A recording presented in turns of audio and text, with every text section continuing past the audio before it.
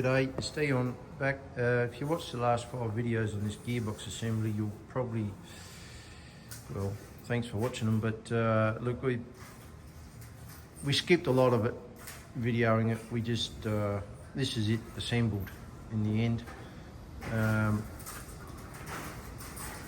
We'll go through testing, just a little bit of testing we do once we finish, but if anyone wants to, you know, see a more in-depth video on putting the auxiliary together, assembling it, setting the end float and the gears and all that, just let me know in the comments. I'll make more videos.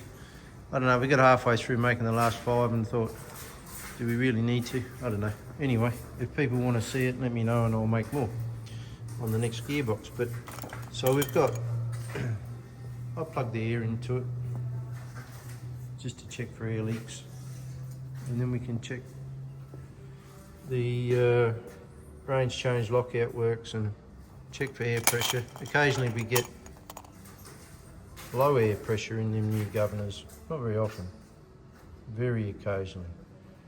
So there should be about 60 pound, which is that's what that is. And then I just got a, I don't know what it is, 10-speed knob.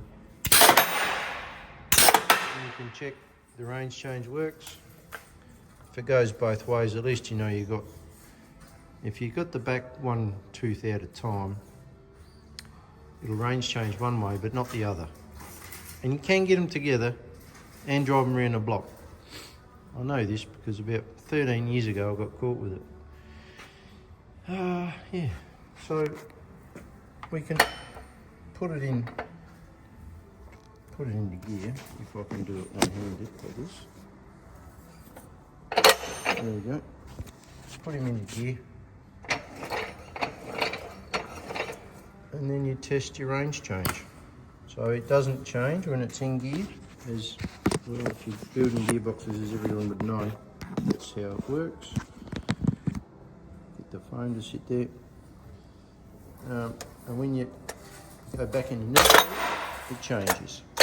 And that's how it should work. So then, because I haven't got an 18-speed knob, we can, it's hard to do one-handed. I'll have to put the phone here. Let it sit there. Sit there, fuck you. You take this airline out.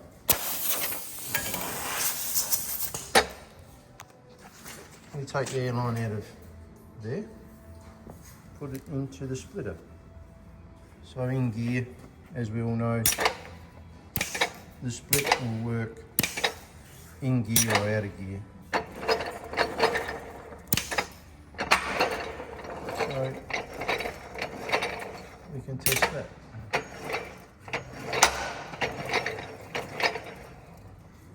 That's it. It's just, you know, as complicated as the testing gets.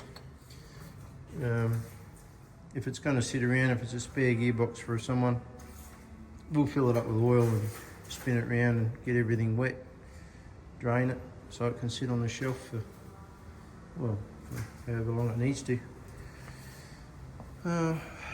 We just got to finish it off by putting the senders in and tying hoses up, putting the brackets on where they usually go, and new filler and drain plug, and yeah, that's it. It's ready to go in the truck. Thanks.